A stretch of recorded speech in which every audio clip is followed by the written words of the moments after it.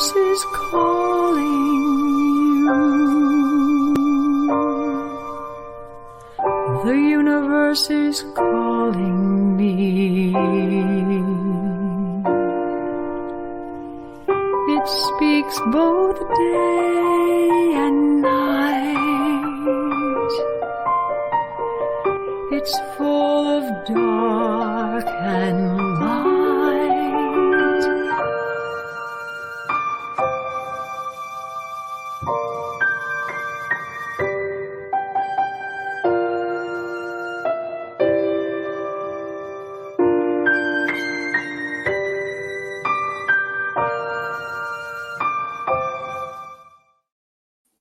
Hello and welcome to Sky Tour Radio.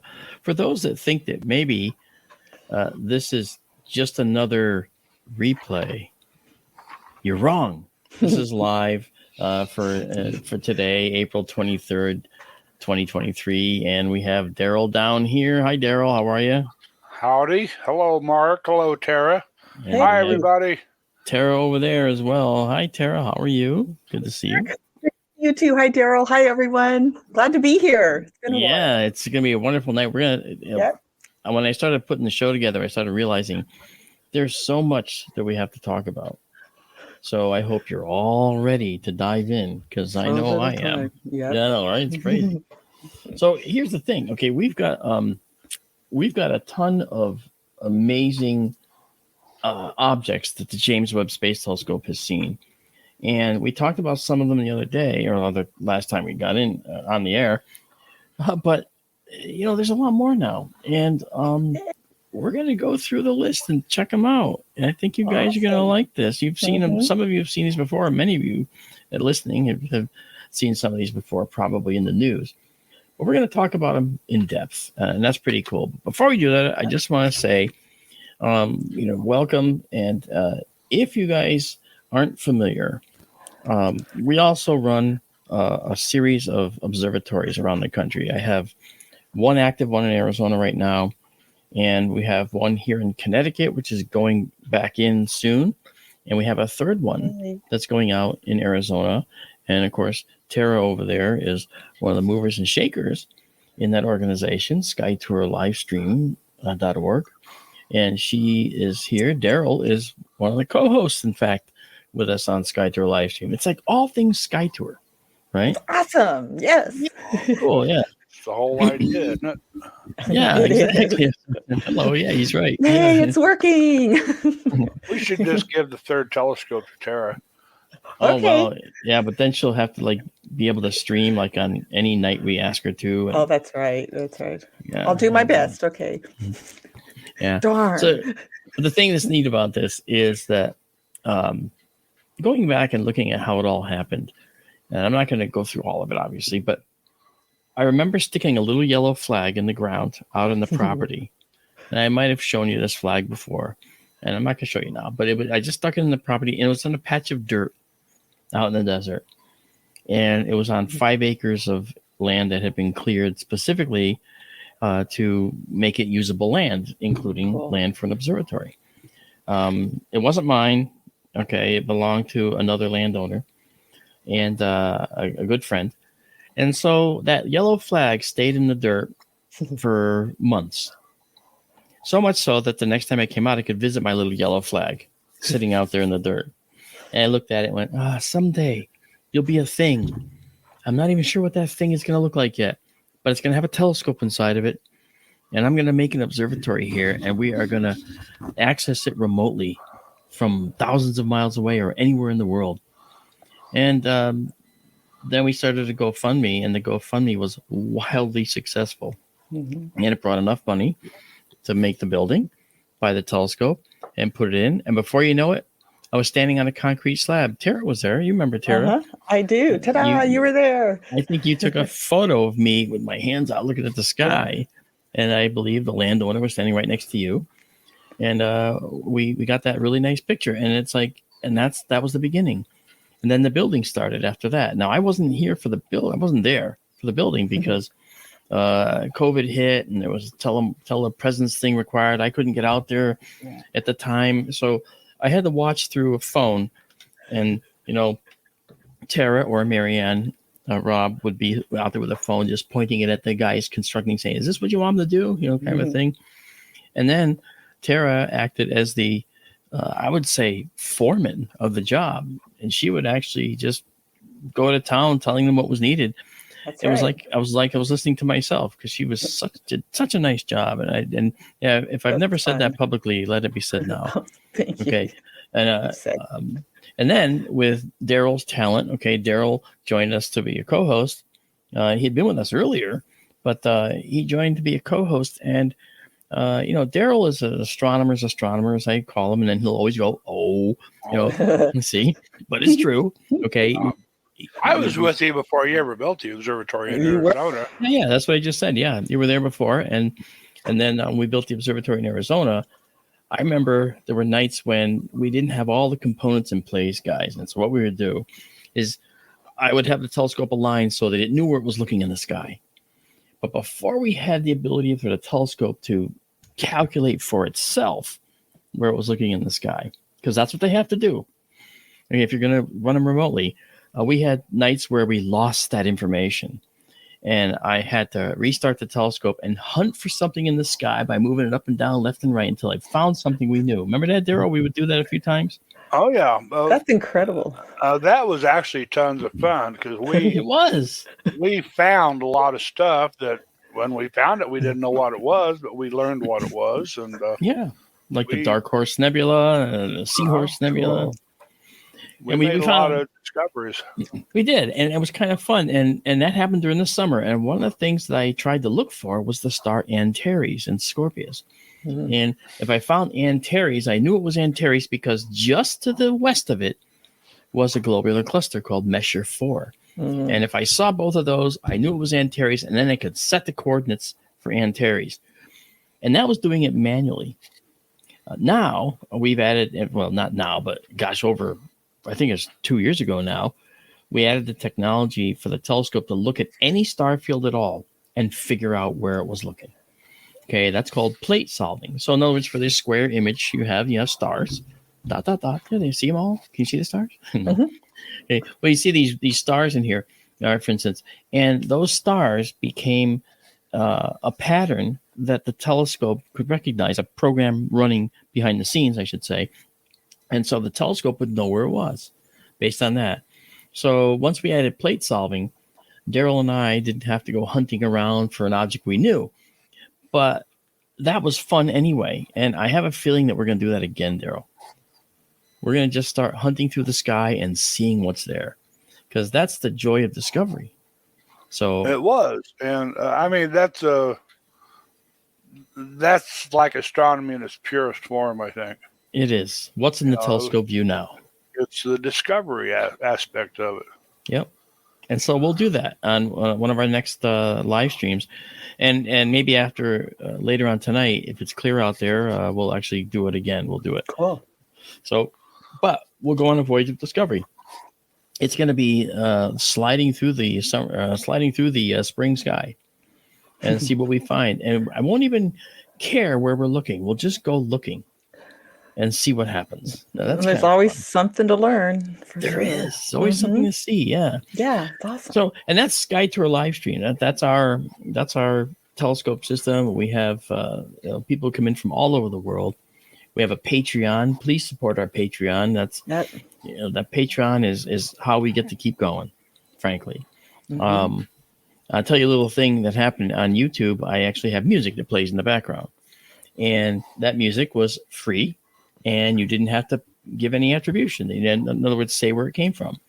All right. And as I learned just this past few days, all that previously free music is now royalty music. Now you have to pay for it. And how do you pay for it? They take your revenue. All right. And that really kind of incensed me. All right. Because that's like, that should be illegal. It should be grandfathered in. So I was concerned about that. And that really, really bothered me. And I don't want to have to deal with that. That's like lower than low. When the company says after you have had these videos with their music on them for a year or 2 years, and they were free, you don't have to, you can use them for free, and you don't have to say where they came from. that's wonderful. That's free, truly public domain music. And then for them to suddenly pull the rug out and say, "Oops, sorry, we're going to claim a copyright now because this music now is going to cost you. And to get our money, we're going to just steal the revenue you're making on the video." And that's YouTube? That's YouTube doing that now. Well, that's this company, We Are Era Music is the name of the company. So I wrote 3 out of the 4 people that run the company already, and I'm going to find out what happens. But I will badmouth them and say really rotten things about them until something happens. So anyway, that said, hopefully they don't boot your butt. Well, no, they're not YouTube. Okay.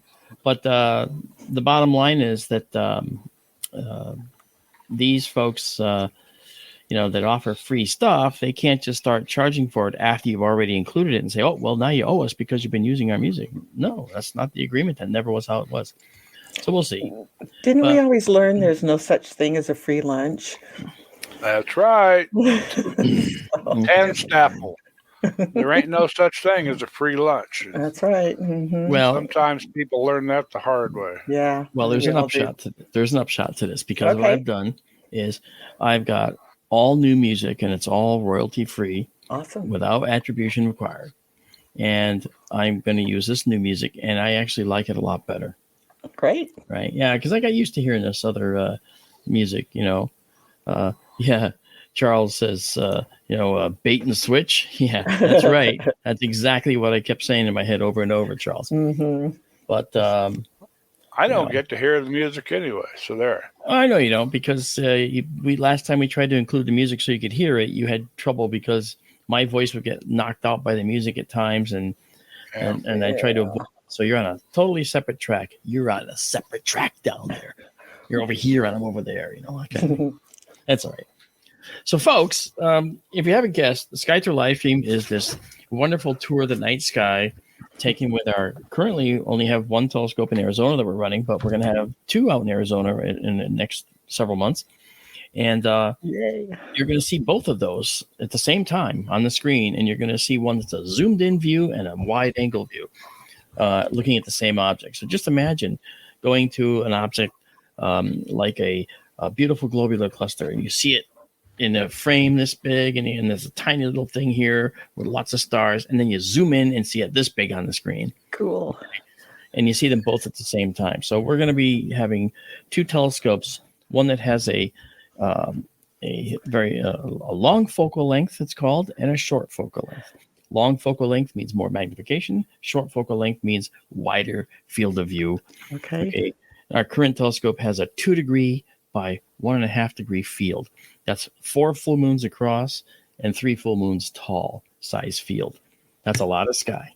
It's huge. And that's why we had so much fun, Daryl, because we would actually go cruising through the sky and we had 2 degrees of stuff to look at all in one shot. Oh, yeah. And actually made it easier to find things we were trying to actually find. Yep. Well, all we had to do was swing east until we found the Milky Way and find the edge of the Milky Way, and then we would turn and head north or south and find all sorts of amazing things along the way. That's right. That's right.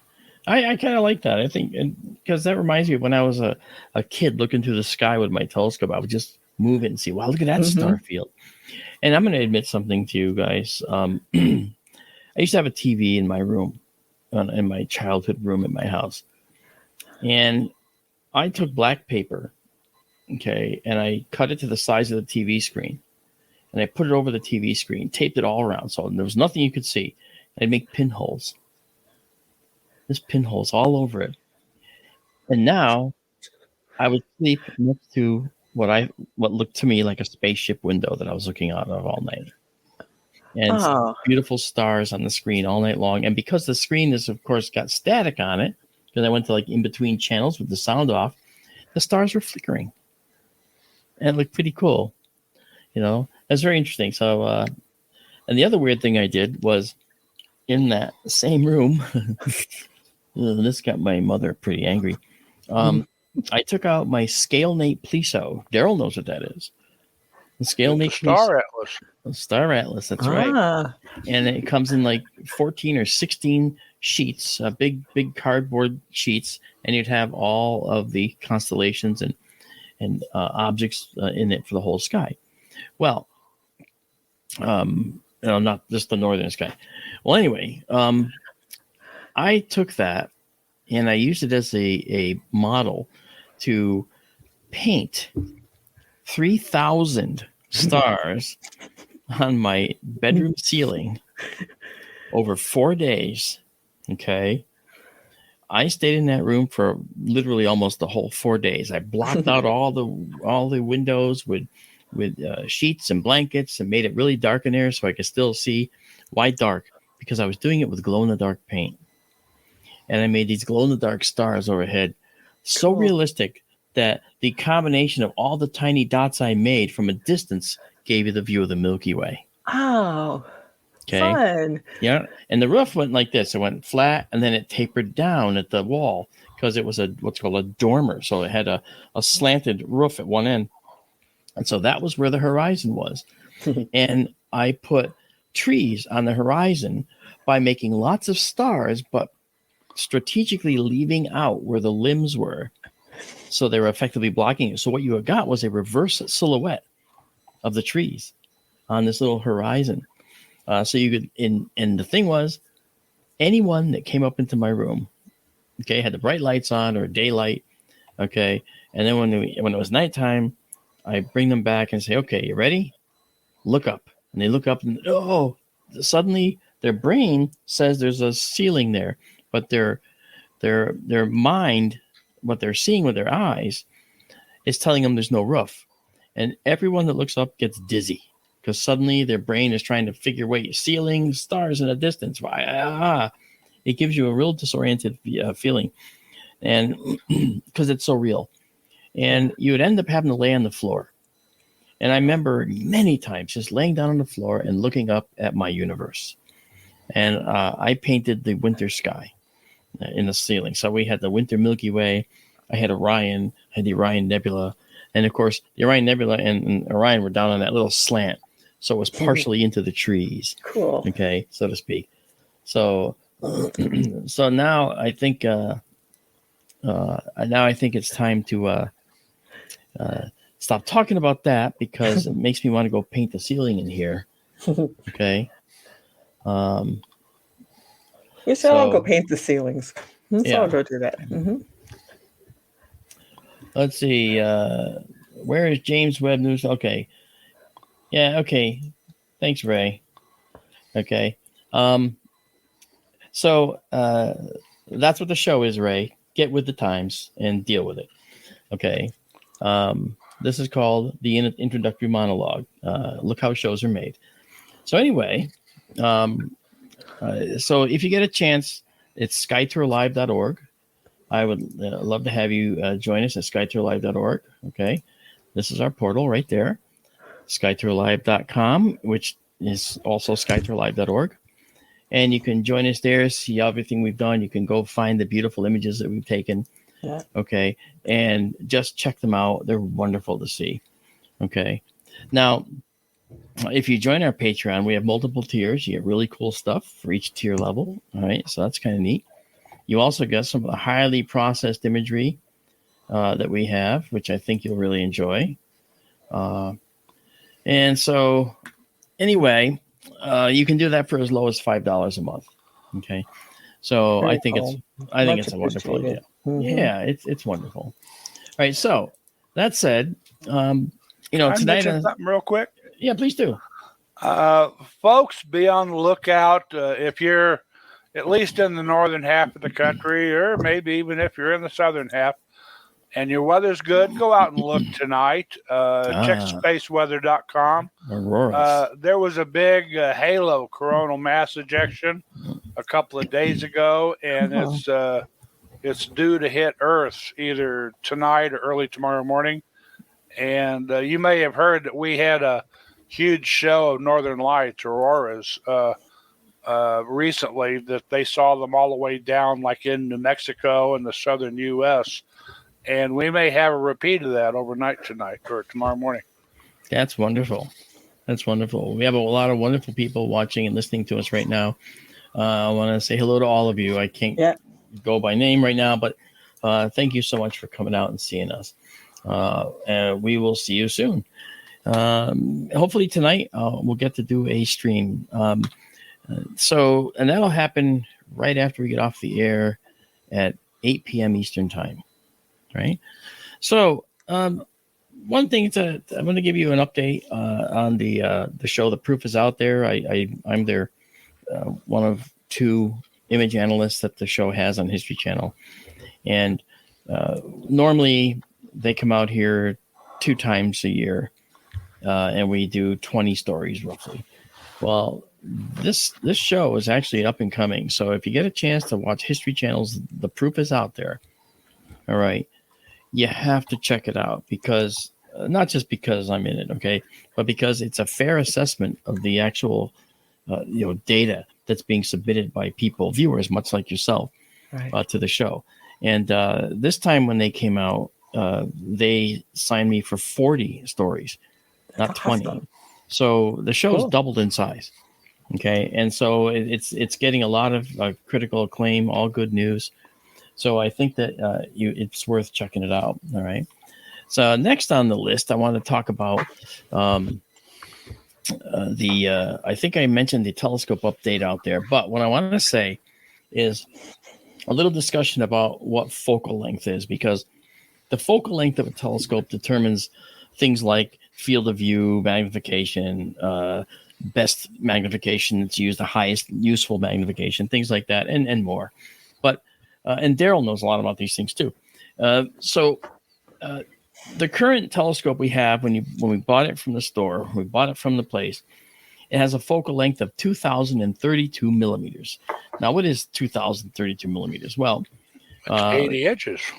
That's right. Pretty big. But it's also the distance from when light enters the telescope to where it actually ends up focusing to your eye. That's the actual physical distance that it goes. All right. And that's a focal length. And we added a system on our telescope out west that actually shortcuts it and changes that focal length down to 500 millimeters roughly. And that 500 now changes everything about the way the telescope works.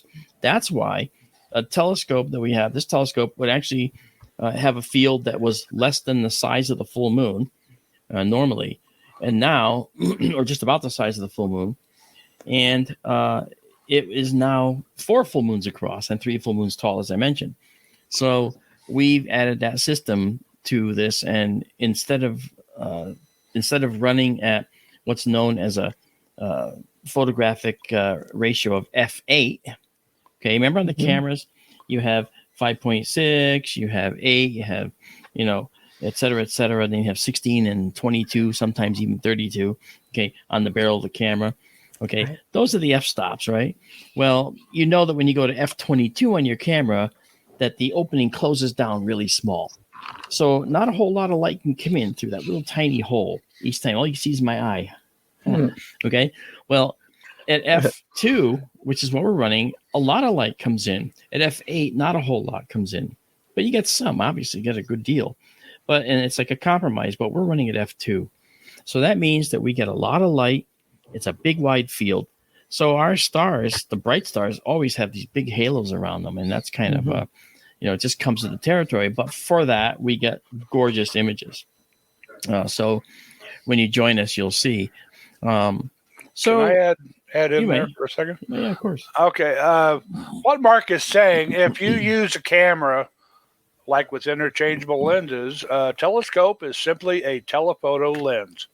Okay, it's a long focal length lens. And with the camera, if you want a short focal length, you just change the lenses. And that'll give you f2 that way. With like a normal lens in the old days of 35 millimeter, a 50 millimeter f2 lens would give you a nice wide open field. But it's just taking a telephoto lens and turning it into a wide field lens. Cool. Yeah.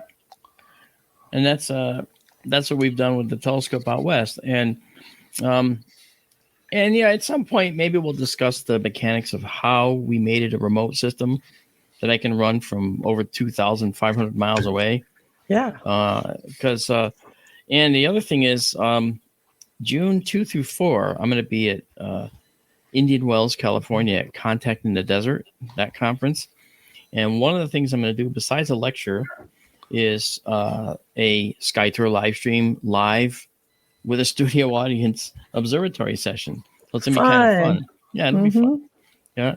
And then at Roswell, in the end of the month, June 30th through July 2nd, I will be doing a talk down there, as well as doing a live Sky Tour live stream observatory session. So this is going to be really cool. You know, it's a very interesting concept to actually do it in public when the telescope is thousands of miles away or hundreds of miles away. So that's kind of new ground. It's going to be kind of fun to explore that. It's awesome. Yeah, it will. So now, it will. Now, before we go on, I just want to say thank you for those that are patient with me, getting ready to jump into tonight's topics. And Daryl will be doing his deep dive later, as we always do. And Tara may have some questions for us too, which you're always allowed to ask, along the way. Just okay. So you know. All right. Good deal. And then Tuesday, I will be on the radio station WPLR, which is a statewide radio station here. It's actually heard all over the country. And they're going to have me on as MUFON's chief photo and video analyst, looking and talking about certain UFO cases that they've seen. Fun. So that's going to be fun. That'll be Tuesday morning at 8 a.m. I'm an astronomer, so as you can tell, it's probably going to be a tough morning for me. It's pretty early, huh? No streaming Sunday night, right? Oh, wait. Yeah, okay, Tuesday. That's Tuesday, not Monday. So I can stream tonight. That's right. Okay, so anyway, so now one of the things that we've discovered and seen in the universe is that the James Webb Space Telescope has done some really, really phenomenal stuff. And one of them, and we've got a dog barking in the background. She doesn't have a mute button. That's kind of a problem, isn't it? Live radio. Live radio, I don't mind. It's all right. People have dogs. They accept it. Okay. Having a dog in the studio, look, it's a companion. Lucky. Right? I was here all day working on this. So, Dingo, come here. Who else has a dog named Dingo, right? Dingo, come here. Want to be on the radio? Want to say hi to people? Dingo's ate my baby. And maybe it turned out that was true. A dingo did eat her baby. Yeah. In reality. Dingo, come here. So she was right here under my feet just a moment ago. So what's she barking at? Oh, I don't know. A bunch of UFO bags and masks. I don't know. In any case, this object we're looking at here on the screen, this is neat because this is called the Pandora cluster. Now, you'll notice that there's a box in the middle of the screen, two boxes. And then on the left side, you see one box that has a 1 in it. All right. And then on the right side, you see another box that has a 2 in it. Well, those correspond to these two inset boxes that you see here. Oh, okay. Now, what's interesting about box number 1 and box number 2 is that those two galaxies you're seeing there are one of the things that are upsetting cosmologists, Daryl, like you were talking about earlier. Yeah. And I'll talk about that in a minute. So I assume the Z is a redshift. Exactly. So the James Webb Space Telescope can see galaxies that are much further away than any other, and better than any other telescope we've ever had. Way better than Hubble by quite a lot, actually. And the reason is because of the way light works and the way the James Webb works. The James Webb is an infrared telescope. Now we have the visual spectrum. That's the spectrum that we see with our eyes, right? And when we see the visible spectrum, let me see if I can migrate this to something else here. Yeah, it's not letting me. Okay, so I'll say it this way. When we have the visible spectrum, we see red, orange, yellow, green, blue, indigo, and violet. Okay, kind of like my lights, right? We got the blue lights there. I got a red light up over there. Okay, part of our spectrum. Well, the James Webb sees out past the red end of the spectrum.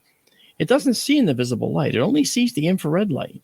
Well, you're familiar with infrared as heat. Okay, well, that's only one aspect of the infrared. The infrared goes way, way out, further than your eye can see, and further out than the heat waves you normally see. And all the way to radio. That's correct, and microwaves and beyond. It's really cool, and so It's warm. that's right. Now, how does that work? Well, when light moves fast, when light moving fast, it moves at the speed of light, 186,282 miles per second, roughly 7 times around the Earth in a second, if you can make it do so. Okay. So kind of slow. Nice. Yeah.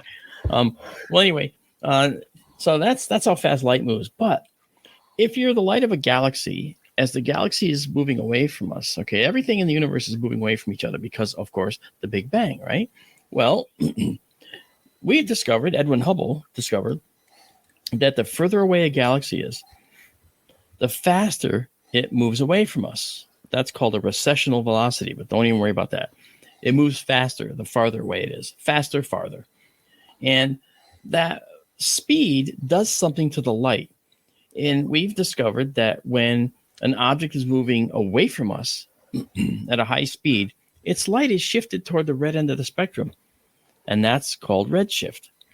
And similarly, when something's moving toward us at a speed, the light is shifted toward the blue end of the spectrum. So we have blue shift and red shift. Okay, blue shift as it's coming toward us, red shift as it's going away. So we're noticing that the galaxies going away from us have this massive red shift to them in their light. Okay, now that red shift can be so great that the entire light of an entire galaxy, all the stars, all the nebulae, everything going on inside that galaxy can be shifted right out of the visible spectrum that you can see with your eyes and literally be out in the infrared. Okay. And so Hubble could see some of those galaxies. However, the James Webb was able to see many more of these galaxies. Okay. And when I brought this up, okay, that box number 1 in the center, box number 2 are showing you 2 galaxies that are red. They're kind of reddish right there. These are the farthest objects ever seen in our universe. Cool. Okay. Yeah. And so that shift of the light manifests itself as a reddening of the light. Okay. And objects, like I said, moving toward us will be bluified, right? Have their light made to look blue. So when this happens, this galaxy cluster, the Pandora cluster, we're seeing these galaxies. Many of these galaxies, of course, are shifted entirely into the red. But the farthest ones ever seen today are those captured in this galaxy cluster and shown in the insets 1 and 2. I have a question. Yeah. Can you give a simple explanation for what that redshift number transfers into velocity-wise, like as a percentage of the speed of light itself? There's an equation to do that, and I'm not going to put it up, but yes, there is a redshift equation. He's talking about the Z value, guys. You see Z approximately 10.5, Z approximately 12.5. Okay. And that would be not a whole show, but it'd be a good part of a show to get that right, Daryl. But that's actually a very good question. Okay. I have a question. Sure.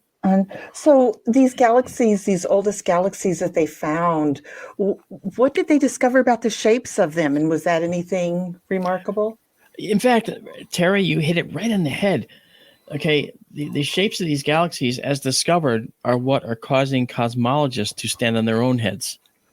Okay, because we're noticing that these galaxies that you see, tiny as they are fully developed galaxies. They're fully developed. Well, they're old, wouldn't they be? No, see, go ahead, Daryl. Isn't the idea that they're seeing fully developed spiral galaxies far earlier than current cosmological models say they should even exist? Exactly. As a matter of fact, okay, for instance, okay, this galaxy, these galaxies here that you're seeing are so close to where the Big Bang occurred around 13.6 billion years ago. 13.8 billion years ago is how old the galaxy or the universe was thought to be. Okay. You're seeing these fully formed galaxies that are 350 million years old. And so 350 million years after the Big Bang is when they actually became fully formed. Right. Now that changes everything. We didn't think the galaxies could form in just a few 100 million years. Okay. But here we see fully formed galaxies. So this is crucial. In fact, it is a problem because of the fact that it offers up two major problems. Okay. How can this be? And there's two reasons. Number one, maybe we got it wrong. Maybe the universe is much older than we realize. Okay. Or maybe galaxies form much more quickly than we understood to this point. Clearly, there's something to that, isn't there? Right? Well, let me explain to you what the rest of the problem is. Here's why it's such a conundrum. The reason is because we discovered that the universe is accelerating as it's expanding. Right. Okay. Now, wait a minute. That means if it was accelerating as it's expanding, then Hubble's constant of expansion was not a constant. It was changing all the time, which means that we were basically reverse engineering the age of the universe based on Hubble's constant and what we saw for redshifts and so forth. Well, that would imply that the universe is younger than we thought. But this data here that we see is showing us that the universe may be older than we thought. What? Okay, that's the issue. See, that's part of the issue. So as you can see, there are so many problems, so many issues with these discoveries. And without James Webb, we wouldn't have all of these bald cosmologists out there pulling out their hair. So you see, Terry, you hit it right on the head when you asked about the galaxies being, is the shape important? It absolutely is. In fact, it caused the major problem. That's amazing. As I understand cosmology, the theory, after the Big Bang, the universe was so hot that everything was incandescent. Plasma. And it was not transparent, and we couldn't see through it. And then all of a sudden, we're seeing these fully formed galaxies that are so much older than theory says they should be. Would that date back to when the universe became transparent? Perhaps they formed before the transparency occurred?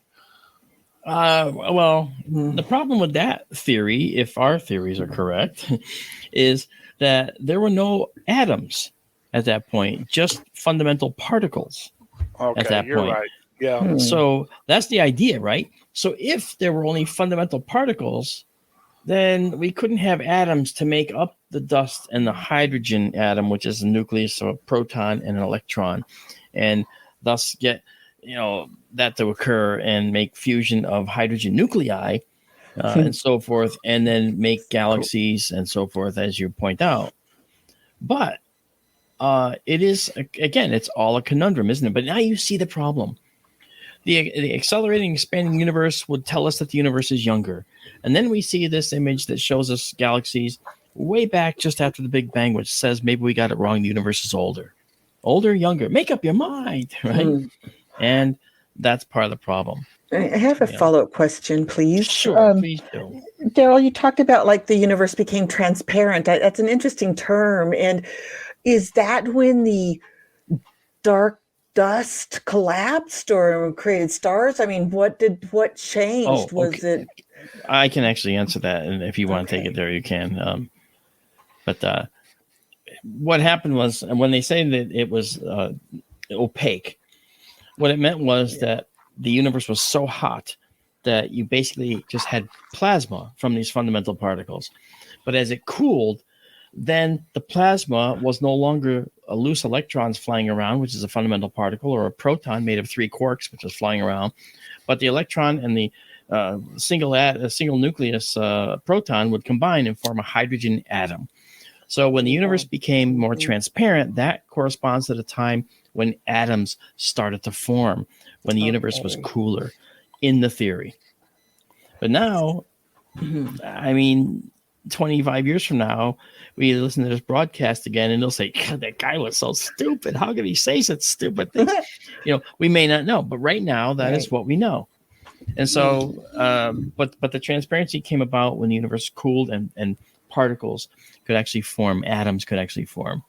And that made the universe transparent, which meant that we could now actually, this is the other part, see the light from the very beginning. And this is the part where we actually see the cosmic microwave background. Because when the universe was opaque, nothing got out. Nothing got out. No light came to us, so to speak, because there was no us at that point, but no light got out of that area at all. But as it started to get cooler and it got translucent, atoms were made, then light could leak out. And when it started to leak out, that's where the cosmic microwave background, the CMB, is seen. And that's what we see. That's the remnant of the Big Bang. That's why they call it the remnant of the Big Bang. And when it first became transparent, I mean, it wasn't a few degrees above absolute zero. It was still incredibly hot. Oh, yeah. It's just that the universe has cooled off with the expansion so much that the temperature of the microwave background now is down just a few degrees above absolute zero. Just about 3. Yeah. Wow. That's right. Wow. And that's pretty cool. See, so that's how that all works. Now, it's interesting. And that, by the way, so this is just the first James Webb Space Telescope discovery we've been talking about. Very cool. And already it branches off into forming new theories about cosmology and how the universe began, right? So that's pretty neat. Now, another one that I really think is so cool is this one. Ooh. This is called the Cartwheel Galaxy.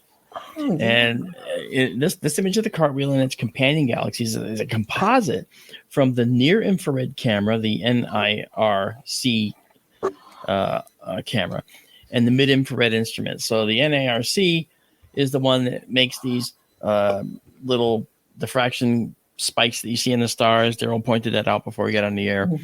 But then the mid-infrared shows you the dust and the other stuff in there. So NIRCam shows you the pinkish glow, and MIRI shows you additional glow and all the stuff in between as well. Now, look at this galaxy. Isn't it weird how you actually see that the galaxy, the big one, actually has spiral arms, but then on the outside you have this ring? Yeah, right? The white ring cool? around it. Yeah, it's like a ring, right? It's like a steering wheel. Yeah, Daryl talks about steering wheel galaxies and so forth like that when we do our Skytrail live streams. Well, this is not one of those, all right? But it's made of 2 rings. There's a bright inner ring and a colorful outer ring that we're seeing right there. You see the bright ring right near the nucleus, and then we see the nucleus, and then there's a little dark ring, and then a brighter ring. Then it goes to spiral arms, and then there's an outer ring. Right. So how did that happen? Well, we think that this was due to a very rapid collision with another galaxy. And we're seeing it is a snapshot in time, right? We're seeing a snapshot in time of this collision. And so that ring on the outside is actually an expanding shock wave from the collision. Oh. Okay. So this large spiral galaxy, still has its rotating spiral arms as before. And those are the spokes that we're seeing in the cartwheel. And then the red streaks that you see, that's really interesting because those red streaks between the inner and outer rings are cool. Those brilliant red hues, are throughout the cartwheel. And it turns out that much of what they are is, and again, this is thanks to Amiri, is hydrocarbon-rich dust. So in other words, the building blocks of life were made in this galactic collision. And those red streaks you see, the redder streaks actually in there, along with the spiral arms, those are hydrocarbon dust concentrations. It's interesting that you see some professional observatory images or Hubble images of galaxies, and the spiral structure is not evident, or not very evident, if at all. Right. And yet, some of the new Webb images show that there is indeed a lot of spiral structure going on inside. That's right. That's right, because the MIRI instrument, the mid-infrared imager on James Webb, has the ability to showcase that dust that might be in a galaxy. And that dust is something that might go unnoticed with a Hubble image, or it's buried within star clouds and not as easy to see. But you can actually see all the way to the core of a galaxy and see the detail of what's happening inside the galaxy that way. Now, I have a ahead, question on that. I heard that didn't the Webb find like a star in the Ring Nebula that they didn't know was there in the center? I mean, there's things in the center of these galaxies that they're not knowing are there, and I think it might not be the ring. It might be the southern ring, maybe the southern ring. Yes, I think you're right. They thought there was one star, and there's actually two. It was a binary down there. Yeah, I remember seeing that. Yeah, we actually talked about it. It's one of our objects here last time we did James Webb. Right, cool. Yeah, that's a very cool finding. Again, without James Webb, we wouldn't have known it. No way we would have known that, Now, we don't just look at galaxies. We don't just look far away. Yes, the Webb was built to see far away and long ago. In short, that's what it is. Far away and long ago. That's what the Webb's for. However, it doesn't mean we won't be looking locally and nearby, okay? And such is the case here, okay? This is the moon Titan around Saturn. And what's fascinating about the James Webb is with its resolution, you can actually see details on the surface of Titan. Okay, this was captured in infrared with a 2.12 micron filter, which is sensitive to Titan's lower atmosphere, down below. And the bright spots are the dust clouds in the northern hemisphere, okay, that you see on the left side there. Okay, and on the right, you can actually see them as well. Now, the color composite image uses the combination of the NIRCam, the near-infrared camera filters, and it does the blue, green, and red amounts as part of that. And then you can actually see the several surface features are actually labeled here. On here, you can see, for instance, Belet, B-E-L-E-T right here. This to the lower right of the right-hand image there. It's pointing to a dark patch. That's actually an area of dark-colored sand dunes on Titan. And then Adiri is a bright albedo feature, meaning a bright feature that is bright on the surface, and you can see to the right at around the 3 o'clock position on the right-hand image. You can see that as well. And then you can actually see how the surface of Titan actually looks. And you have kind of it's been color corrected, obviously, because remember, we're looking at all in the infrared, so way out into the red end of the spectrum and far beyond. Technically, all these images would be red, but they've been color corrected for what you'd see if you could see it in the visible spectrum for your eyes. Okay, so that's pretty cool. So we don't just look far away and long ago. We also look at nearby and now. And that's what's really cool about the James Webb. We can do all of that, So the James Webb has been just methodically making life very different and very difficult for cosmologists, astronomers, and astrophysicists alike. I promise.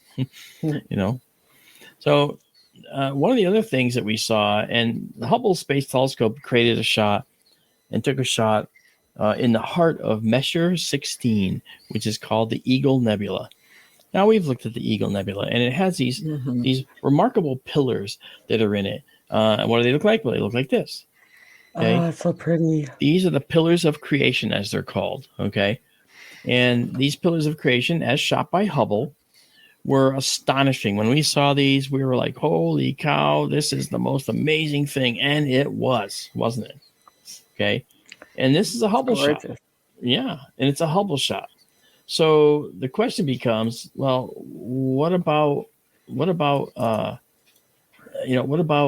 the James Webb?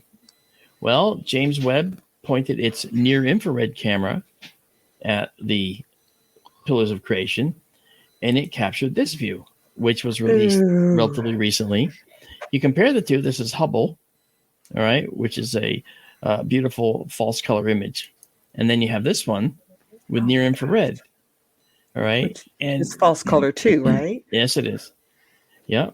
And then you look at this, you say, well, there's some gas in here and there's dust in here. Well, if you want to see dust, that's when we go to MIRI, the mid-infrared instrument, and check out this ghostly looking nebula. Isn't that cool? Gosh. Oh, it is beautiful. As a matter of fact, what I want to do is I want to just take you through a little bit of this and show this to you. So I'm gonna I'm gonna share the screen, and I'm going to make this. I'm going to show you something you haven't seen before. Okay, so now let me remove this here. Okay, and so let me take us to full screen on this. All right, now this is that object we just saw. Let's pull out a little bit and check it out. So there you can see it, right? Mm-hmm. All right. So now we see this here. Let's zoom in on just one section. Let's do this. Draw a line. Come in there. Look at this. Oh. Look at this amazing stuff. Look at this little area right here. This is all dust in this region. You can see something very important too, and it's right here. Daryl and I have talked about this extensively on our Skytrail live stream, and that is that whenever you have a cluster, it always seems that there is a stalk or a pillar that forms. Here's one here. Okay, here's one here, a little one. Here's another one down here, another one over here, another one over here, and little ones on each side of this one. Okay. The pillars have pillars. The pillars have pillars. That's right. So the question They call becomes the whole thing the pillars of heaven. Pillars of creation, right? So now if we move down, you'll notice, look at these. More pillars. More pillars. More pillars. What are they? They're all pointing in the same direction. Is that odd? No, it's what's expected, because the star cluster is off that way to the upper right. Here's a pillar right there. Okay. Here's another pillar right here. Here's another bigger pillar with a mini pillar in it. I have a question about the pillars, if I may.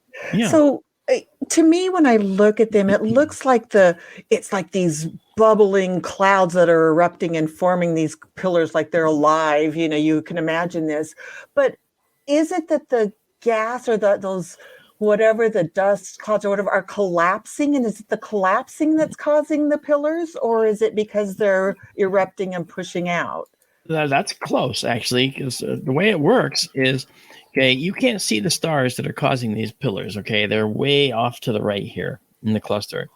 But let's take this whole pillar right here, okay? The starlight is striking over here. This is an area that's dark here because it's dense. There's a lot of dark dust in here. Mm-hmm. So the starlight striking this is trying to push away all the dust and gas, okay? But that dust and gas is resistant to it, all right? Because the stellar energy isn't powerful enough to blow the very dense area away.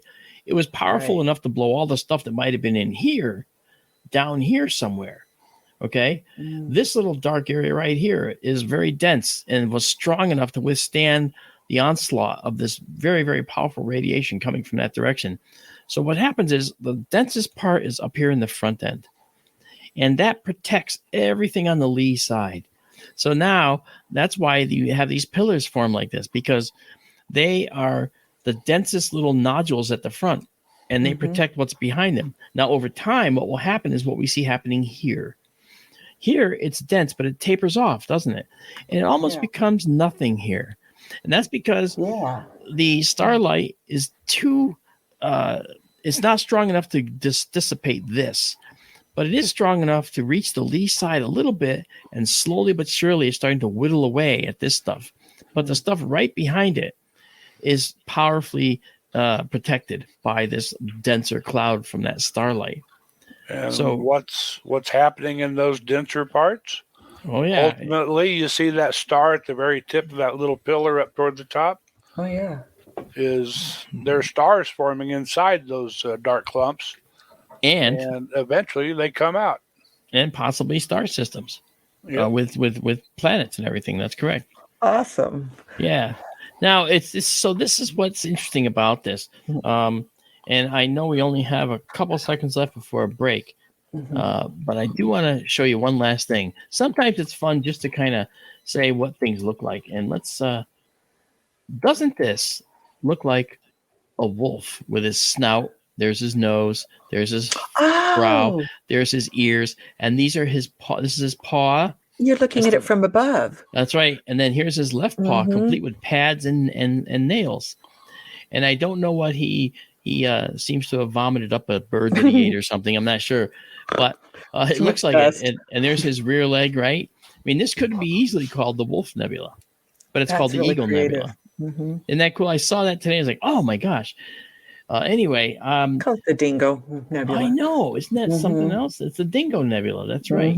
That is absolutely right. So yeah. So that is the series of events with the beautiful Eagle Nebula. And we saw, the Hubble Pillars of Creation, okay, which are here. All right. And we were looking up at this area here when we were looking at our little wolf, and there's the right-hand paw of the wolf, but you don't even see it, do you? Because the dust is not really that obvious. Yeah. Similar here. This is the snout of our little wolf right there. You can see the snout of our wolf. And so forth. So it looks more like it, but this is the one that actually looks the best not because it's just gray, but just because it looks very, very interesting like this. So that's pretty cool. Yeah. Very, very cool. All right. So anyway, I have no doubt that we will have plenty more to talk about in just a little bit here. So why don't we take our break now, Tara? I think great. It's about that time. Yep, Isn't it is. And we will be right back after these words, guys. Don't go away. Yes.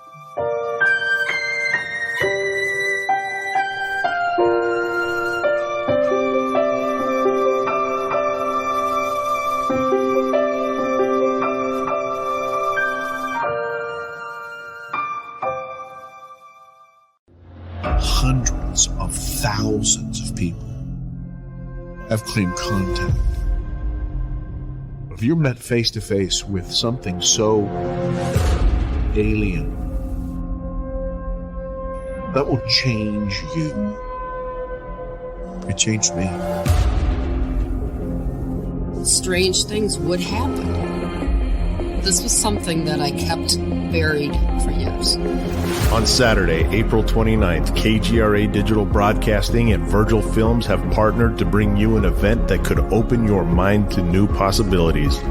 Watch John Yost recount his story in his documentary, Alien Abduction Answers. After the movie, participate in a live interactive panel where you can ask your questions in real time. You don't want to miss this event. Go to kgradb.com to claim your spot.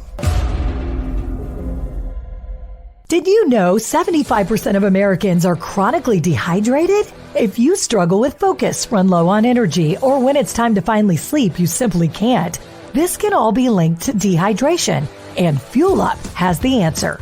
Our proprietary formula contains the finest cellular hydration with the strongest immune-enhancing natural ingredients. The Fuel Up system is made up of 3 different incredibly tasting varieties. Wake kickstarts your day with a jolt of caffeine. Play boosts focus while hydrating your cells. Rest not only helps you relax, but also rejuvenates your cells while you sleep. Here's what our clients have to say. I really don't miss my coffee, and you can tell the difference. So I'm going to take it for the energy. I'm going to take it for the play. I'm going to take it, all day. And it works. That's the thing. It works. We love it. Take the Fuel Up Challenge now, where we offer a Feel the Difference money-back guarantee. Fuel Up for life.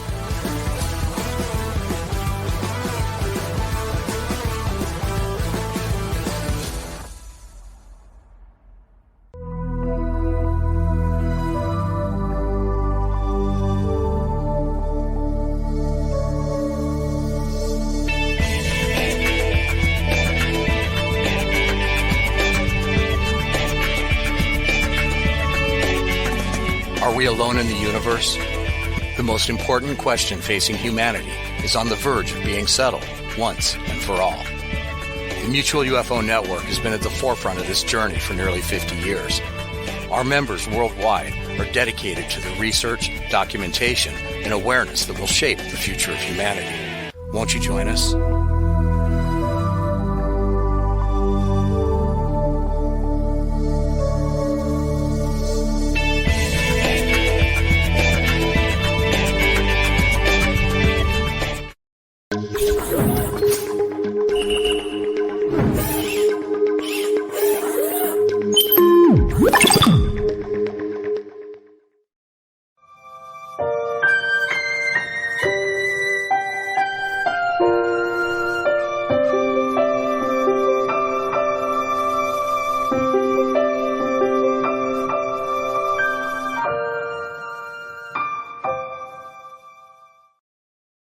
Hello, welcome back. As always, I'm here with Tara and Daryl. So what did you think of the first half of the show, Daryl? Was it pretty interesting? It was okay. Okay. It'll do. I liked it. I think it was presented well. I stepped on my toe once. Ouch. I should have known that question about cosmology. I did know before I misstated things. Oh, no, you're fine. Tara, do I dare ask what you thought? I'm learning stuff, so it's all good for me. So I say we continue on. All right. Well, I was thinking that now, Daryl, might be a good time to do the deep dive for the coming spring sky. What do you think of that? Okay, be careful what you wish for. I wish for it. I do too. Please let there be a deep dive. Please let there be a deep dive. It's been so long since I get to relearn StreamYard every time. So I'm ready if you are. I'm ready. Me too. Okay, here it goes. Okay, can you see the star map, the sky map? Yes. Yes. Mm-hmm. Very good. Okay, This as usual now. This is at sunset, and we're facing west. And you see the sun is a little bit north of due west now. And that red line, as always, that's the plane of the ecliptic. That's the plane of Earth's orbit around the sun, or how we see the sun move through the sky in the course of the year. And that's also the plane that most of the planets follow pretty closely, all the planets except for Pluto, in fact. So you see Venus is close, Mercury is pretty close, Mars is close, and on up, the plane of the ecliptic, and it's distorted, but the green line is the meridian. That's the line that runs from north to south that passes straight overhead to the zenith. Now, the sun is about to set, and we'll give it a little time. You'll see the sun will set. You may have noted Mercury was to the lower right of Venus. It was about this close. Mercury rounded the corner in its orbit and is now dropping back into the sunset. It came from behind the sun, got up yay far, and then it rounded the corner in its orbit as seen from Earth, and it's now dropping back to pass between the Earth and the sun. Venus is still high up, about halfway up in the western sky, the west-northwestern sky at sunset. That's called the eastern elongation, because here's the sun and it's to the east of the sun. Venus will be at its highest, at greatest eastern elongation, I think in June, maybe in May, but I believe in June, when it will be a little bit higher, at which time it'll be the farthest it can get from the sun is about 48 degrees in the sky. So it's getting up there. But if you see it now, it's bright and it's beautiful. It's the brightest thing in the sky after the sun and the moon. And tonight, here's the moon just above Venus. You go a little farther up now, and you see that Mars is in Gemini now. Mars was way down here in the horns of Taurus, and even down here close to Aldebaran for a while. Aldebaran is a red star that's the eye of the bull, and that V shape is the Hyades star cluster, forming the head of the bull and the tips of his horns. And Mars has moved that in direct motion and is now back moving west to east across the sky. So it has finally left Taurus and is now right between the two twins, Castor and Pollux. Here's Capella in Auriga, here's Castor, and here's Pollux in Gemini. And farther over, we get to Procyon in Sirius and Rigel in Orion. And that is the winter circle now. The winter circle is about to set. And later at night, after Orion sets at 10 o'clock or so, Sirius will also set. And the only stars you'll still see will be Procyon, Pollux, Castor, and Capella. And once the western half of the winter circle is gone, what's left is called the Arch of Spring. And I also wanted to mention some days ago, if the weather cooperated, the Pleiades were sitting right next to Venus. And then they're dropping because this is us orbiting the sun, and the stars of winter are falling behind us, passing behind the sun to eventually return to the morning sky. So Venus was by the Pleiades, and it's now up moving into the horns of Taurus. And Venus is going to follow Mars on up into Gemini for a while. And what you're seeing here is this is winter going away. At the time a little bit. So here goes Orion. He is setting by 10 o'clock. Rigel is already set. Sirius is about to set. And in one more hour, Betelgeuse, all that's left above the horizon. And I'm going to get into a little mythology here. We're going to face south now and give it just a few more minutes.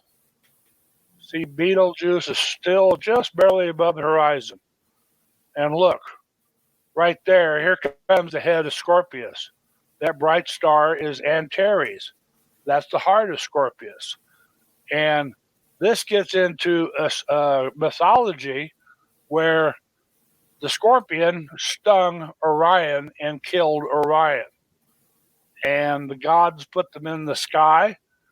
And to make sure they never fought again, they put them as far apart in the sky as they could, so they would never fight again. And here for just the least little amount of time, a few minutes, and you need a dead flat western and eastern horizon, you can see, though, Betelgeuse and the heart of the scorpion are in the sky at the same time. And in just a few minutes, well, Betelgeuse goes away, and Antares and Scorpius is taking over. So winter is going away, but the stars of spring are coming to the fore now. It's galaxy season. It is, exactly. You see that Leo now is on the meridian by a little after 9 o'clock, followed by Virgo and Libra. And here come the stars of summer over here. As Mark said, it's galaxy season now. We bid farewell to Orion and Monoceros, the unicorn, where the rosette is, and a lot Christmas tree cluster and the Cone Nebula and all that stuff is here. We bid goodbye to them, I guess, for the year on a recent stream, and now we're turning to look at the bright stars of spring. And whoops, I didn't mean to do that. Bear with me. The whole earth, the whole world just shook around. Easy there. Yeah. Whoa. I'll leave the Big Dipper where he is. Springtime, you've heard me say this before, in a band from up by Ursa Major, passing down through Cannons Venatici, the hunting dogs there, and then Coma Berenices, Bernice's hair, into Leo, Virgo, and down into Corvus. the brightest stars, of the 1,000 brightest galaxies in the sky, 3/4 of them are right there. And that's what we're focusing on now. Wow. And you give it a little more time. I'm sorry. Pardon me. Take over, Mark. Okay. So as Daryl said, now I don't have any control of the screen because he's running this, but at this point. But as the summer sky comes up, we're gonna do like we did with when Leo was just coming up.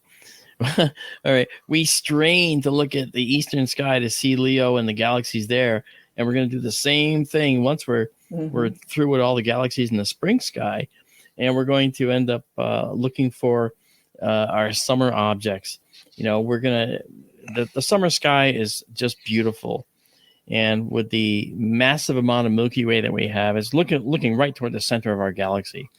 And when Daryl and I were, and Daryl, you remember this, we were talking about this earlier, when we were looking for, ways to align the telescope before we had the automated system, we just had so much fun zipping to wherever we wanted to go and saying, wow, what is that? We better identify this.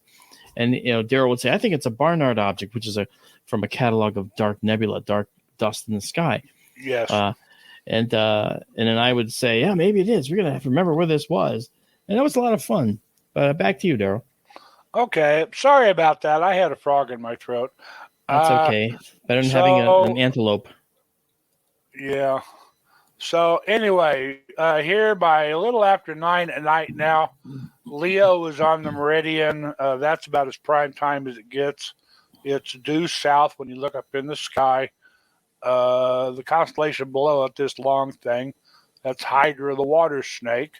There's his head, and that bright star there is called Alphard. That's the heart of the water snake. You get over into Crater the Cup, Corvus the Crow, down below Virgo, and you've probably seen before that we, when we get into Virgo and sort of in between Coma Berenices here and the tail of Leo and the head of Virgo, in this area right here is where the Virgo supercluster of galaxies is. We looked at the other night. Markarian's chain and M87, and M100 is up here. M51 is right here in Canis Venatici, below the handle of the Big Dipper, and M81, M82, Boday's galaxy and the Cigar galaxy, they're right up here above the head of the bear. So this is galaxy season, all this right here. And this is what we've been concentrating on recently.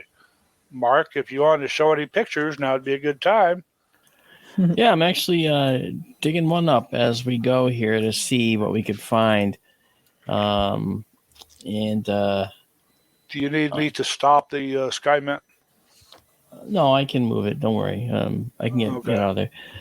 But I wanted to show some folks what we're looking at here.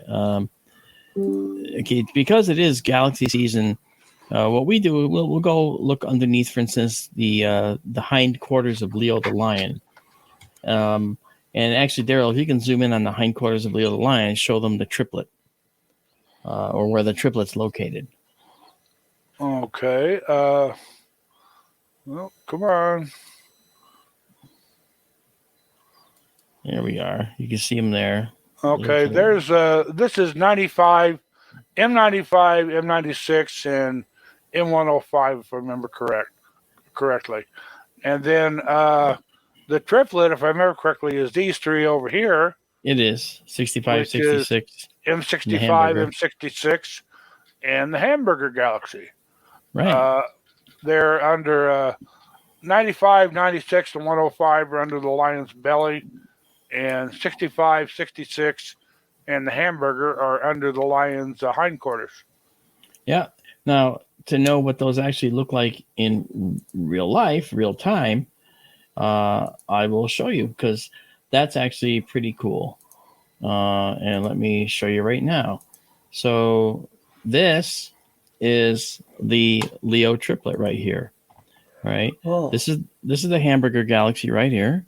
Right. And one thing to notice is when you zoom in, you can see this dark lane of dust moving right across the center, and it seems to split. And then it has this weird shape at the end. Every time we look at these galaxies, we're looking at them at a snapshot in time. They interact with other galaxies. Okay. Lettuce. Right? Like this galaxy right here. Okay. This galaxy right here seems to have had some type of interaction because it's got some really strange warping to its galactic arms here. And then we have this one over here. This looks pretty regular. It has a nice smooth line to its dark dust lines around here. Now these lines, this is just the outermost one that you can see. It's a spiral galaxy, perhaps even a barred spiral galaxy. And so it'll have many such lines that kind of swirl around in the galaxy, just in the same way that we look at galaxies that have these dust lanes all throughout them. And that's what we're seeing here. This is just beautiful. And this, I just took this the other night, actually. I processed it the other night. So this is actually a very pretty shot. Yeah. And it's called the Leo triplet, And we always try to, and we can always try to, bring out more detail. We can try to bring out some more detail in this, like if I do this, all right, and kind of say okay to that for now. You can see there's more dust out here in this one. Oh, look at that. There's some dust out there. Where'd that come from? There's some dust out here. Where did this come from? There's another dusty region down below here. So maybe these two galaxies interact with each other at some point. And that's what's interesting. But if you notice in here, this is not the only set of galaxies that you see in here. Here's the full frame. Okay. We actually see another galaxy right here. Okay. Right there. Okay. We see another galaxy right here. All right. And another one right here. And so on and so forth. You're going to be able to count upwards of 5, 6, maybe more galaxies in this one shot. Again, this is 2 degrees across by 1.5 degrees tall in our view here. But that's pretty cool. That's really neat. So very awesome. There you go. So that is an example of what we do with the SkyTour live stream. That's an example of one of the objects that is available to you when you join and hang out with us. Well, we've seen so many recently. We've done M81, M82, Boday's Galaxy, and the Cigar Galaxy and Ursa Major down through. We looked at M101 the other night down by the tip of the Big Dipper's handle. And M51 Whirlpool just below the handle, and the hunting dogs, Canis Meditici, and good grief, I lose track of all of them. M63, M64, the Black Eye Galaxy, down in Coma, M100 was a great view. There are just oodles of them down there, and we barely scratched the surface because Virgo, where the supercluster is just now getting high enough for us to look at later in the evening. Yeah. We did get one look at it the other night, and there's more galaxies than you can shake a stick at there. I know. And just to point out, you mentioned Boday's Galaxy. When I shake a stick, here's one. Shake a stick at these guys, all right? Check these out. Okay. Ooh. This is Messier 81. All right. This is a beautiful spiral galaxy. You can see lots and lots of detail in this galaxy right there. And you can see there's a lot of orangey, reddish areas in here. Not that red spot is actually a dead pixel that they vary. Every camera has them. So but you see some reddish areas. These are areas of these are Orion nebulas, but in these galaxies. Okay. Even bigger than Orion nebula. They are star-forming regions. Now, speaking of star-forming region, possibly through an interaction with that very same galaxy we just saw, this galaxy has had some amazing things happen to it. This is called a starburst galaxy. This is Messier 82. It's the other one of Boday's galaxies. And you can see that there's this reddish material that comes out at the bottom and the top of the galaxy here. And of course, bottom and top is a convenience for us. There is no up or down in space, right? So when you look at this, you see how there's some strange reddish objects that are coming out. This is part of the process of interacting with another galaxy. And so that interaction has caused this galaxy to go and have a burst of star formation. So it becomes what's known as a starburst galaxy. And that's M81 and M82. And yes, there's another galaxy over here. Lest we forget, this little guy over here, a very interesting little galaxy over there, as a matter of fact. So, very interesting. Your anyway, audio's a little choppy, Mark, just so you know. We're all having trouble with it, even in chat. Is it? That's funny. I mentioned that to Bill as well, and he said it sounds fine at his end. So I'm not sure what that is, but okay. That sounds better. The audience hears it. Tara sounded fine. Sounds better now. Well, and okay. Yeah, all right, so let's not play with things then, and make it. Let's let it stay where it is. Okay, so it could be the result of trying to show too many things too much, because there's so much to see, guys, that it's just, there it is. It's crazy. I would love to show you the entire universe if I could, But now, now that we've seen some galaxies, one of the things I'd like to show you is this really interesting galaxy that we know of. In fact, it's a James Webb object. Obviously, we're in a James Webb world today. This is NGC 1433. This is a Hubble image. Okay, it's 46 million light years from the Earth, and it's a barred spiral, meaning it has a prominent bar through its nucleus, from which the spiral arms come off of, and so forth. And that's the bar. Now, I'm not sure if the bar goes this way and it's small, or if it's this way and long. So I haven't done that much research on this particular galaxy to know. But it's also known as a Seyfert galaxy. It's an active galactic nucleus, right? And that means that there's something going on in here. There's a tremendous burst of star formation going on in the nucleus of this galaxy that doesn't fit with other galaxies we see, other than others like this one called a Seyfert. That's Seyfert. Seyfert galaxy, yeah. All right. So, and so this Seyfert activity in the center of this nucleus has a tremendous amount to do with what's going to happen to this galaxy in the future and how it evolves. But again, we're seeing a snapshot in time. We're only seeing a snapshot, right? Now, again, this, though, if you remember, this is the Hubble view. The James Webb Space Telescope has also imaged it. Ooh. And look at the difference between that and this. Ooh.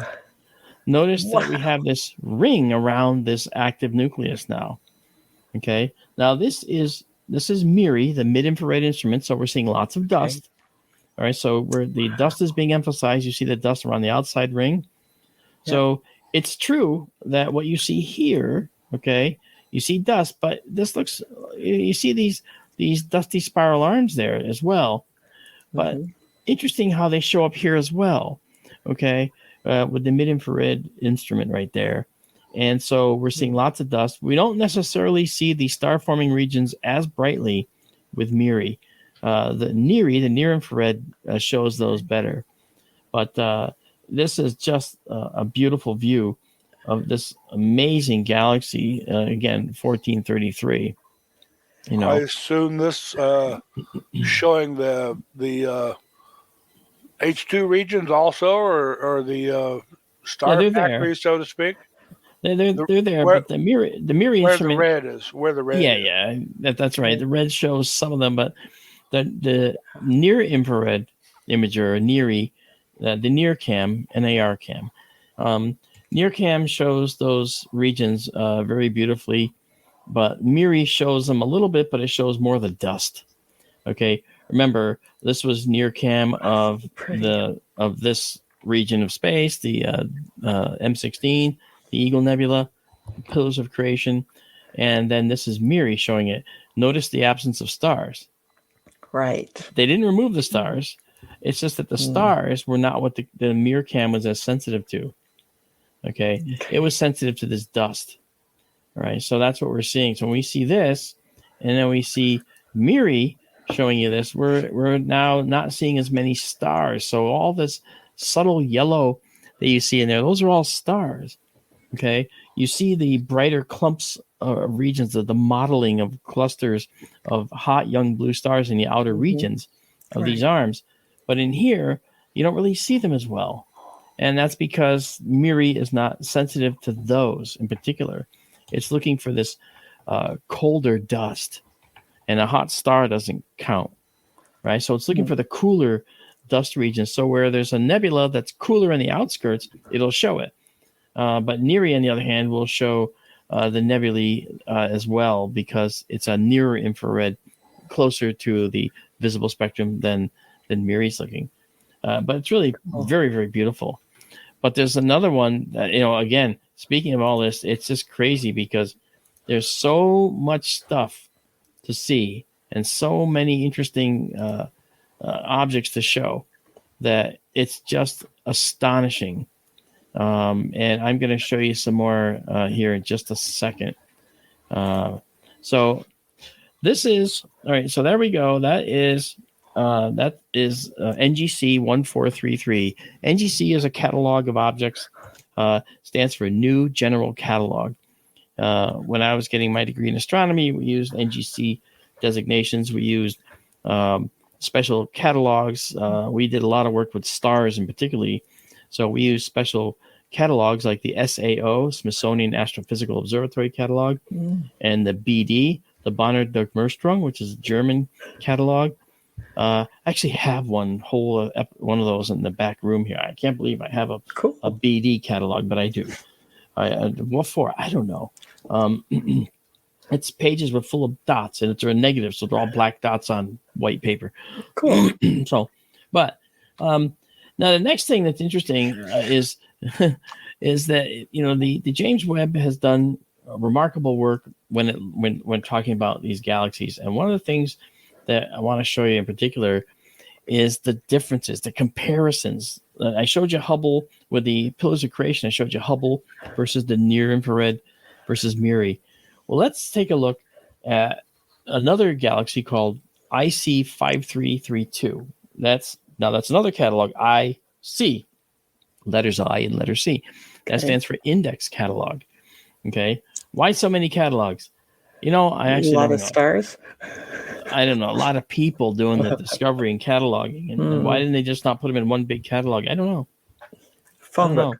I know, right? Yeah. It's like having one big phone book of everybody on Earth versus all the little phone books for all the cities. Yeah. Right? And towns. Yeah, it makes sense. So we're going to look at a galaxy now that's 29 million light years from the Earth, and it's 66,000 light years across. All right. Wow. And I'll just put that up here now. This is it. This galaxy is beautiful. You can see this. This is a Hubble image. You can see this beautiful red star-forming region here. It's one of the bigger ones in this whole galaxy. There's tons of little small ones in here that make themselves evident. Tons of nebulae everywhere on the order of the sizes of the Orion Nebula. This is more like the size of the one in Messier 33 in Triangulum. maybe even the Eta Carina Nebula on our galaxy, for instance. So this is a very large nebula region. But how about the James Webb? How does the James Webb view this same galaxy? Now we're going to look at it in the light of Miri, the mid-infrared instrument, and show you all of the dust that's in this galaxy. Did you name this galaxy? This is, yes, I said this is NGC 1533. 153. No, I'm sorry. Sorry, it's Index Catalog 5332. Okay. That's what it is. No, that's fine, because if I named it wrong, I'm correcting it now. It's nice how we see it face on, too. Oh, it's a beautiful face on galaxy. That's right. Index Catalog 5332. And this is how Hubble sees it, and this is how the mid-infrared imager views it. Oh my gosh. Now, look at that. Wow. All of the dust shows up now. Now it's like taking off the skin of the galaxy and showing you what's inside. Isn't that crazy? And so if you can see, now you can actually see, for instance, like this whole spiral arm complex with this bright star cluster here and this beautiful nebula. Where are they here? Well, you can see there's some view, but remember, Miri is more sensitive to the dust than to the stars. So it's as if the stars vanish. Okay? The whole nucleus vanishes. Yeah, the whole nucleus vanishes as well. And you can see what's in there. Now, what I find fascinating in this nucleus, fascinating, utterly fascinating, right? We come through here and we say, nucleus is right about there, right? So when we move this over, it looks like there's nothing in the center, right? So could there be a supermassive black hole in the center of this galaxy? Maybe, you know, maybe that's what makes galaxies for all we know, right? Maybe galaxies grow them. You can almost, I was going to say, it's so three-dimensional by that look. And it almost looks like it's spinning a vortex going down to this blue center. It's amazing. Yeah. Then you do see the sweeping motion that makes its way toward the center, sweeping motion, the curvature. Right? Now, that sweeping motion is visible when we see stars too, so it's easier on our eyes to see it. Okay.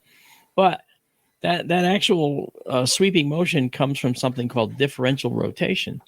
When the galaxy begins to rotate, what it does, it starts to rotate, but as it rotates, the stuff on the outside lags behind a little bit. So it starts to sweep behind the leading edges. And so over time, it kind of sweeps behind and drags behind. And the galaxy kind of, I don't want to say wind up, but it sort of winds up a little bit. But we discovered in looking at galaxies like this that the galaxies are so old that you should have had them wind up billions of years ago. They should have wound up and become tight and the spiral arms non-existent from being wound so tightly a long time ago. Why didn't they?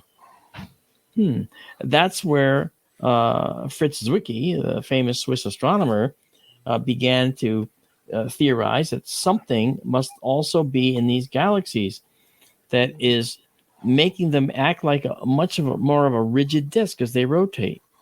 Now, clearly, they're not a full rigid disk, because when we look at this, we see that it has sweeping motion to the arms. There's a sweeping behind, okay? But that sweeping behind is too little for the amount of time this galaxy has been here. So what's causing them to be differentially rotating, but at a much lower rate? And the answer to that has to do with dark matter. And I knew you were going to say that. Of course.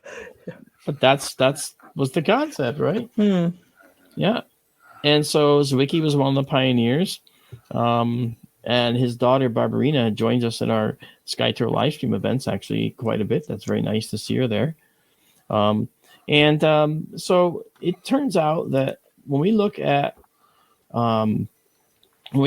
galaxies like this one we were just looking at, we see that they're rotating almost like this rigid disk. And that's something that we have to figure out. That's another thing which messes with us. And we call it dark matter because we don't know what it is. We don't call it dark matter because it's black. Okay. So, and that's I call it how many angels can dance on the head of a pin. And you might as well, right? Because it is. I mean, well, Daryl's right, because it's like, it seems like to be a cosmological fudge factor, because we don't really know what dark matter is. And the acceleration of the universe outward is something that they're calling dark energy as responsible for. Dark energy is a repulsive force which pushes everything away from everything else. Wow. Swallow that one for a minute and start to think that one through. And I've seen where Some are pondering now if dark energy may be coming from black holes. Don't ask me how, but that's what some people are postulating. Yeah, I think it's the sum total energy. It's a cosmological question, not a astronomical question, Right. partially astrophysical question.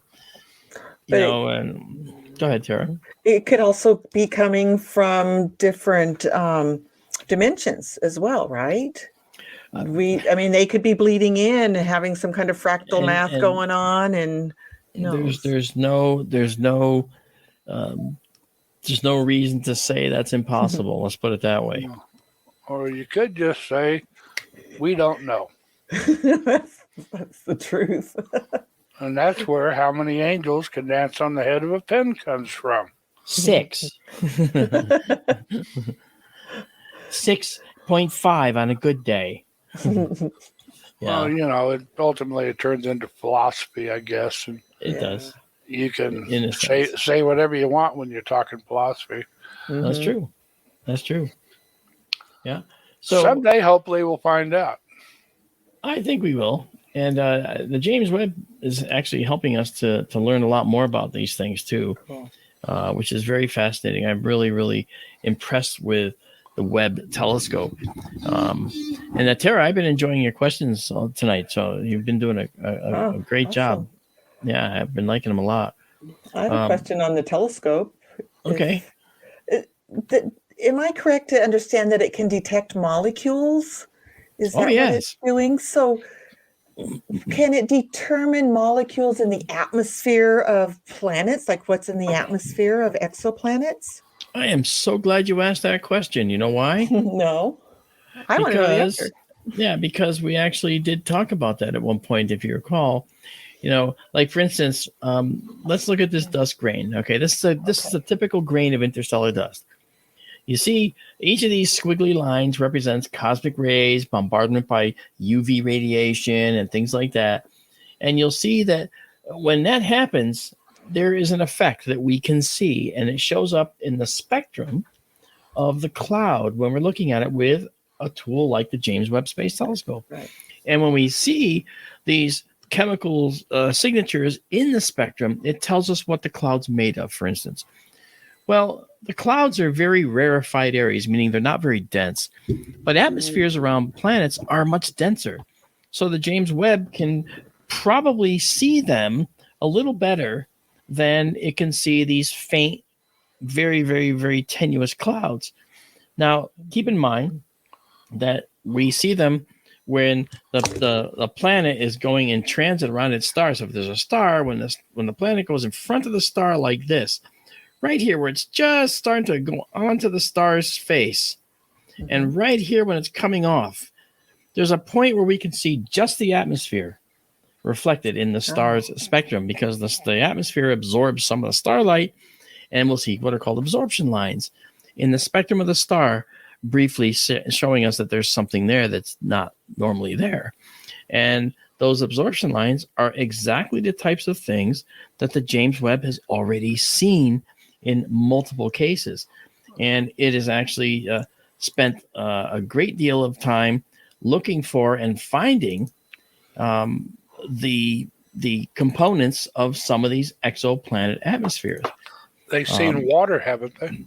Yes, they have. As a matter of fact, I am going to bring up something right now that I just happen to have here, which I'm glad I had. So let me do another share here of the screen so I can show you this. Okay, this is something. Okay, there's an exoplanet called 1256b. Okay, and this is using the near infrared spectrometer and MIRI, okay, to detect certain elements in this atmosphere. And this is exactly what they've seen. All right, so now you look over here. Daryl said water. Yes, indeed. Water was detected. All right, right here. Water was here. All right, water is here. Methane, CH4. Carbon monoxide, CO. carbon monoxide here. Now, see, each element has more than. Sorry about all these little arrows. Each element has, each molecule has more than one absorption line, more than one chemical signature in the spectrum that it shows. It shows multiples, and sometimes, in fact, in most cases, you just say, okay, for carbon monoxide, we should see 3 lines in the spectrum here, here, and here at these exact places. And they look, and if those are there, they can identify it for sure as carbon monoxide. So we have a line here, we have a line here. Okay, yep, that's right. Water has lines here, here, here, here, and here. And in our atmosphere, with our telescope here, when I use my spectral system, I can actually see the water vapor in our atmosphere. And those are called telluric lines. That's Telluric. Yeah. And these telluric lines are lines of water vapor in our atmosphere.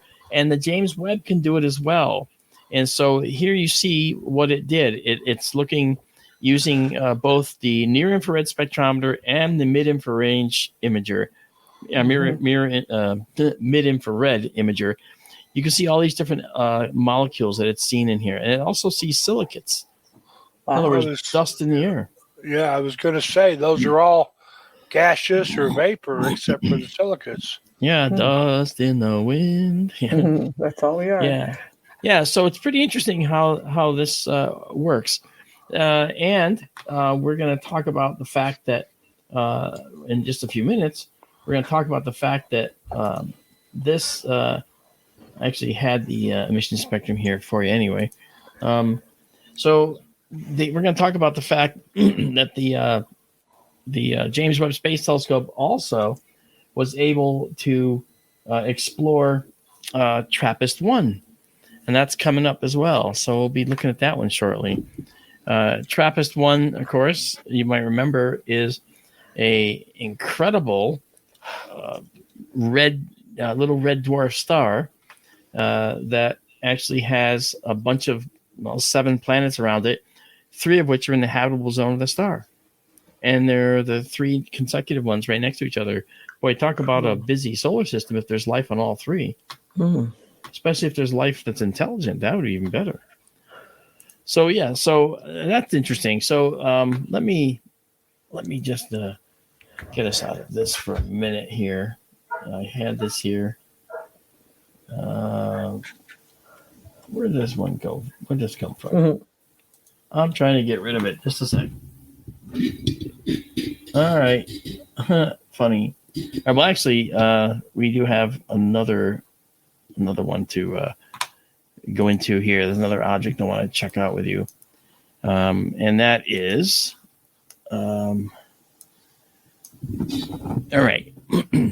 So we saw then how the galaxy can literally have its basically its skin taken off, and you can see what it's made of. And that was the MIRI, the mid-infrared instrument. Now, one of the values of the James Webb is that it can look at galaxy clusters and show us this incredible detail in these galaxy clusters, like this one. Ooh. Everything you see in here is a galaxy. All right. Now, what do you notice about this image that's strange? I can say it looks like it's warped. Everything looks warped. Einstein rings. Yeah. What you see here on the right, you'll notice it looks warped, as Tara said, and as Daryl's alluding to. There's a cluster of galaxies that are very, very, very far away. And then closer to us, there's another cluster of galaxies whose mutual gravitational attraction is warping the light of the distant cluster. And so you see these rings that all tend to make a circle around the middle of the cluster to the right. And these are, this is a perfect example of gravitational microlensing. All right. Wow. Now, the galaxy cluster that's being lensed is 6.3 billion light years away. Oh my gosh. 6.3 billion light years. Now, in SkyTour Livestream, we've looked at galaxies just over 100 million light years away. But 6.3 billion light years away, those galaxies are moving out at such a rate, at such a speed, that all of their light is shifted into the infrared almost. So we only see very little in the visible spectrum. We only see the remnants of that light coming to us and see it only in the infrared. All right. Look at just below that circular warp to the right. Look at that galaxy that's stretched in that weird way. Do you see it looks like a triangle? Yes. Isn't that weird? We are probably seeing some galaxies multiple times too. It's possible that some of the micro lensing, if they're right near the center, then they could bridge across. That's correct. I'm not sure in this image though, but this is the gravitational lens cluster is fascinating. I particularly like near the right edge you have this arc, this kind of warp looking arc, and you see it's next to a white galaxy. Okay, and then right to its right you see a warp. It's actually following that galaxy's curvature on the outside. That's probably because that galaxy's gravity is participating in the warpage of that particular galaxy that's much further away. Isn't that cool? It is. I like the one that looks like a little snake with an egg in its mouth that's next to the triangular one. See, yeah, to the left long. of it. Yes, that's a nice, long, stretched out galaxy. Yeah. Dumb question, I suppose, but we're actually seeing the curvature of space-time there, aren't we? Yeah, you're seeing the curvature caused by the gravitational concentration of the closer galactic cluster. That's right. Wow. Now, which ones are closer? Which ones are further? Well, I would say that this one and probably this one are probably closer. The white ones are probably a closer cluster, and the red ones are probably further away. Okay. Which is why the red ones, which have a higher redshift, meaning that they're redder, everything that's redder is probably farther away than these other galaxies here. So this cluster here is warping this set of galaxies that are much further away. Now, it's possible, as Daryl was pointing out, that this line on the right side near that other white galaxy, okay, could be a mirror of the left side, lower left side. A small, it could be a potential mirror. And if that was the case, I'd expect to be able to see it complete somewhat around, but I don't see it. But that's okay. And not only all that, but if we are seeing multiple images of background galaxies, we're not necessarily seeing them at the same time. That is, each grab of a galaxy, say we were seeing half a dozen images of the same galaxy around that central source. Every one of those galaxies, as we see them, could be at a different time in that galaxy's lifetime. Yes. And as it is, look at the white galaxies. Those galaxies are closer to us. So you're seeing them as they were however many hundreds of millions of years ago. But these galaxies behind them in the red, you're seeing those as they were 6.3 billion years ago. Okay. So to that extent, it's also a time machine that way. So I think that's really cool. But this is probably one of the nicest gravitational lens images I've seen so far from the James Webb Space Telescope. It's an impossible image to get with any ground-based telescope because we can't see the galaxies being warped with any ground-based telescope because you have to look too far out into the infrared to see them. I think it's fascinating when you look at these things, right, guys? You look at these things and you say, wow, yes. We're seeing things that have never been seen before. Yep. If you look at like the Hubble Deep Field, the very dimmest, reddest things we can see. If you keep going deep enough into the Hubble Deep Field, well, you won't see much of anything. Yeah. But everything that we could not see in the Hubble is in this field. Yeah, and Technically, yeah, that's correct. Exactly. It was so far down in the infrared that Hubble couldn't see it anymore. And yet here it is in pure infrared. Well, we see tons of stuff that was hidden before. And the nice thing is the James Webb can see back to a point just around 13.6 billion years in the past. So galaxies with redshifts that are going to be that far. So we're seeing galaxies that formed only 300 million years after the universe began. Now it became transparent somewhere around 300,000 years after the universe was born. So between then and a couple 100 million years later is when galaxies formed completely in our model currently. I think the model's wrong. I think that we're going to discover from this very research, we're going to discover, just how wrong we were. Well, that's exciting. It is, isn't it? Yes, I think so. It is, yeah. Now, one thing about that is, if we want to stick with galaxies for a second, let's go to 2ZW96. What's that? That's this. Okay. Ooh. This beautiful object that we're seeing here, this is the James Webb Space Telescope catching galaxies in collision. Okay. Oh. There's a spiral down near the bottom that you can see. And of course, this was NIRCam doing this. All right. And this, you can see the spiral down below. And then you see up top an amorphous blob. Well, these were probably two spirals. And through some interaction, one spiral is being completely disassembled, probably by the more massive one of the two. Or depending on the angle of the collision, maybe they are in the process of merging. Right? It looks like a baby, like the back of a head. Yeah. I don't know. It's just a strange object. It is indeed. And the thing that's interesting about this object is it's in Daryl's favorite constellation, Delphinus. Say what? This is 500 million light years away in Delphinus. Oh, Delphinus. Yes. The dolphin. Yes, tomato. Yeah. Potato. Yeah, it reminds me a lot of the antenna galaxies we looked at. Doesn't it? Yeah, and I was looking at that thinking, these do look like the antennae. Let me see if these were the antennae. When I jumped into the little tiny placeholder image, it was, no, that's not the antennae. That's a cool thing. Look at, but I want you to look around these galaxies.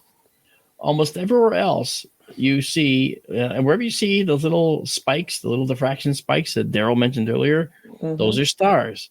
Everything else is a galaxy. Wow.